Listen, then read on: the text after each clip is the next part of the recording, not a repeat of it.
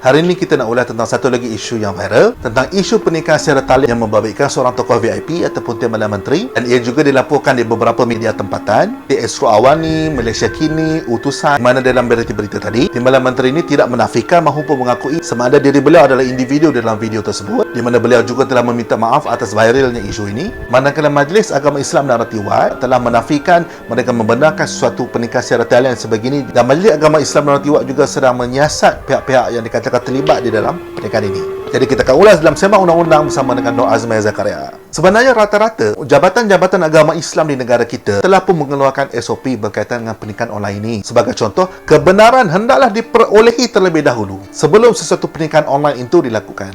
Menariknya, apabila disebut pernikahan online, jabatan-jabatan agama ini menyebut pernikahan online itu adalah secara video conference ataupun sidang video. Hal ini juga diakui oleh Majlis Agama Islam Negeri Kelantan. Majlis Agama Islam Negeri Kelantan juga membenarkan pernikahan secara online, tetapi ia hendaklah dilakukan secara video conference dan ia hendaklah dilakukan dalam satu sesi yang sama. Jadi jika dilihat, tidak ada satu pun negeri-negeri mengatakan pernikahan secara online itu boleh dilakukan secara talian telefon. Jadi adakah pernikahan secara talian telefon ini dibenarkan di sisi undang-undang negara kita? Mahkamah Syariah lah yang harus memutuskan tentang hal ini.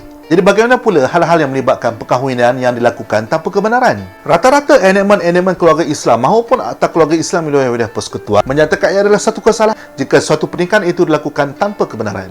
Pihak-pihak yang terlibat boleh dikenakan hukuman denda ataupun penjara ataupun kedua-duanya sekali.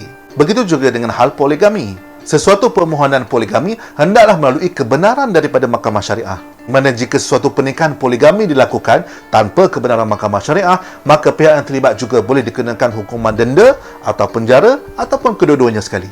Jadi mengapa sebenarnya undang-undang di negara kita amat menitik beratkan tentang isu kebenaran perkahwinan sebegini? Sebenarnya untuk menjaga kepentingan terutamanya kepada si isteri. Jika sesuatu perkahwinan dilakukan di luar negara yang tidak didaftarkan di Malaysia, maka ia akan memberikan banyak implikasi yang buruk. Anak yang dilahirkan kelak tidak boleh didaftarkan di Jabatan Pendaftaran Negara kerana ia memerlukan kepada sijil nikah. Lebih malang lagi kepada si isteri ini nanti jika perkahwinan itu berakhir dengan perceraian ataupun kematian, di mana si isteri akan menghadapi kesukaran untuk menuntut nafkah, harta sepencarian maupun hak penjagaan anak. Ini kerana Mahkamah Syariah akan menghendaki sijil nikah yang sah dikemukakan. Alat undang-undang syariah negara kita juga menetapkan kebenaran poligami ini perlu dilakukan sebenarnya adalah untuk menjaga kepentingan wanita. Sebagai contoh, sekiranya si suami ini gagal untuk memberikan nafkah zahir dan batin, manakah tempat si isteri ini hendak mengadu? Semestinya di Mahkamah Syariah. Tapi jika permohonan poligami itu tidak didaftarkan maupun mendapat kebenaran Mahkamah Syariah, maka bagaimana si wanita ini ingin menuntut haknya di Mahkamah Syariah kelak? InsyaAllah kita akan jumpa dalam video yang lain. Assalamualaikum, bye-bye.